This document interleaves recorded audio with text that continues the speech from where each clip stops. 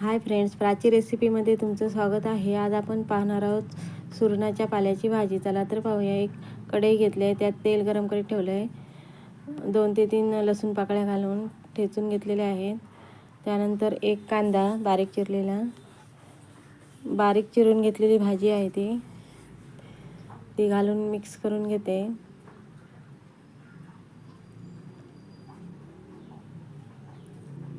त्यानंतर थोडीशी तेलात परतून घेणार आहे।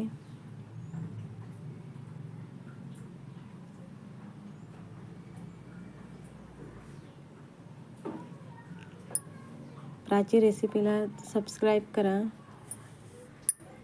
लाईक करा, कमेंट्स करायला विसरू नका।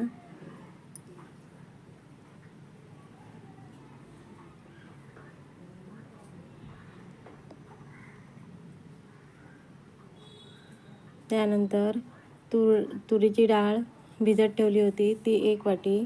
त्यानंतर चवीनुसार मीठ, हिरवी मिरची पूड घालून मिक्स करून घेते। कुठलीही पाल्याची भाजी करताना पाणी नाही घातलं तरी चालतं, वाफेवरच शिजते।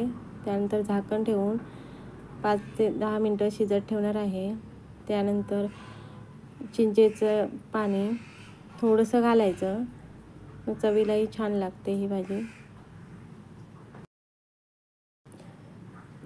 त्यानंतर ओलं खोबरं 1 वाटी ते घालून मिक्स करून घेते। तुम्हाला सुरणाची भाजी कशी वाटली ते कमेंट्स करून नक्की सांगा। थँक्यू।